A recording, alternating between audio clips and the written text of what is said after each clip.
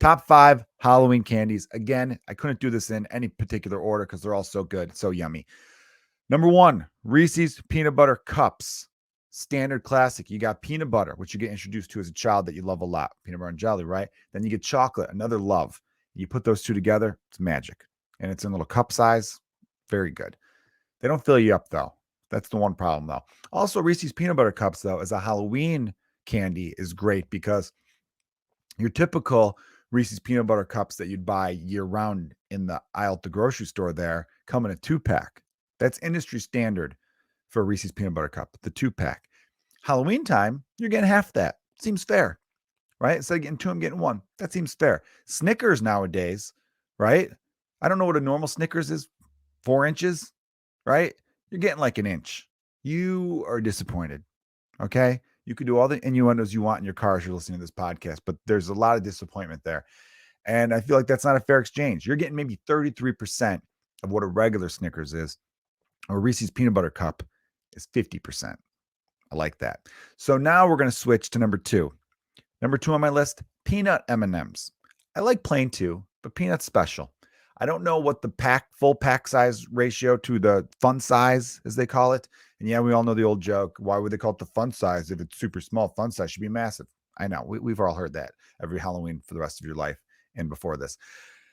M&M's is standard. I see that yellow pack. I know I'm in for good times. So that's why it's where it's at. Snickers is the next one on the list. You got nougat. I don't even know what the fuck nougat is. Nobody really does. Mixed in with caramel and chocolate and peanut. It's got a lot and great commercials too. So it makes you happy. Good name. Snickers. It's a great name for a candy bar. Number 4, Kit Kat. Also a great commercial from back in the day. Give me a break. Give me a break.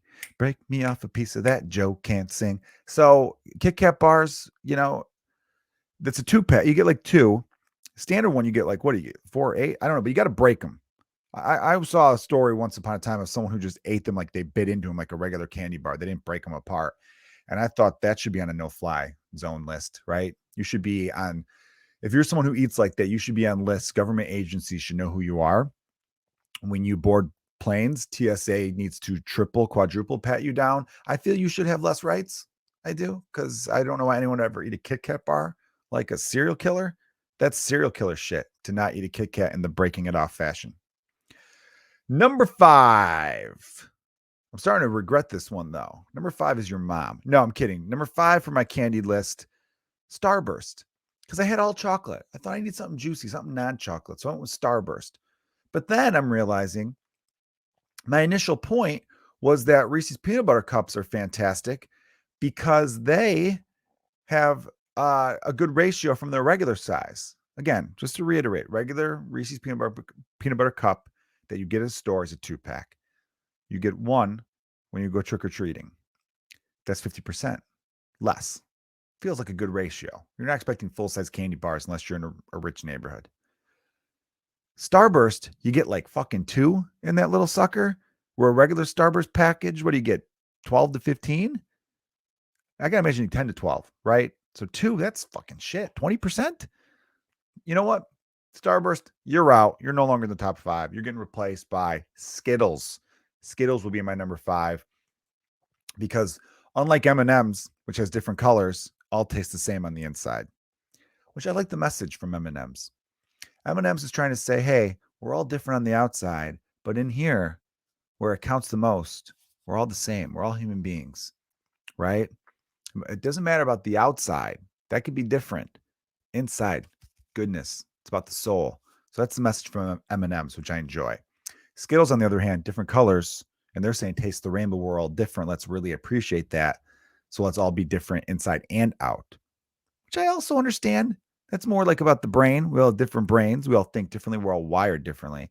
But I still think I like the M&M message the most.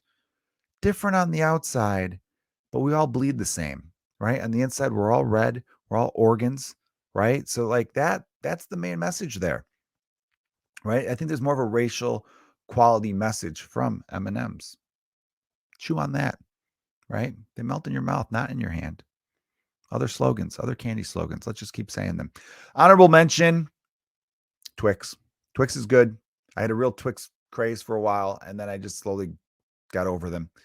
And I still like them. I won't turn them down. I've found I'm weird for like in Three Musketeers. Some people are like, you fucking like that garbage. Nestle's Crunch is solid, but Nestle's Crunch to me is one of those things where it's like if you get one, you're like, cool. But I don't know anyone who's ever like, hey, if you're at the store, pick me up a Nestle's Crunch bar. You'd be like, okay. Any kind of chocolate with almond in it, I'm usually a fan of. Trying to think of other fruity candies. Smarties are fun Halloween thing, you know, but if you open them too wildly, you got a fucking mess on your hand, right? Oh, there they go, spilling all over the floor. So yeah, there's a lot of things. There's a lot of things to worry about with how you approach your Halloween eating candy. You don't want to eat it all in one night, but as a child, we've all made that mistake. Who hasn't gotten so excited? They're like, I'm going to dive into this bowl right here, right now. Fuck school tomorrow, right? I'll puke. I don't give a shit. You got to learn that lesson early in life, though. And it's an important lesson, not to overindulge. See, there's a lot about Halloween that I'm now realizing it's life lessons. There's so many life lessons, you know? It's saying be friendly to your neighbors, right? There's like a social contract there. But it's also like trick or treat, right? And no one's ever said trick. No one ever plans that because it's like, let's just get the treat thing going. You know, the trick or treat is just me being kind enough to offer.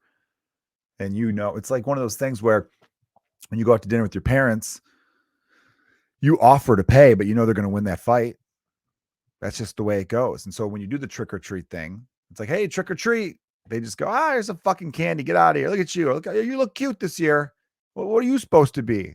Oh, I don't know that, but it's fun. Get out. All right, go to the next. Yeah, there's like a funness to that. Now if you just you just ring someone's doorbell and you were like, yo, give me a fucking treat, then I think there's problems. You know, if some kids knocked on my door and said, hey, treat, I'd grab a bat and I wouldn't hit them. I'm not crazy, but I'd fucking frighten them a little bit, make them scared. Because if you're gonna be rude, I'm gonna teach you a life lesson. Again, the Halloween, there's a lot of life lessons to be dealt out. That's what we're really, you know, you think you're giving out candy, you're giving out life lessons, right?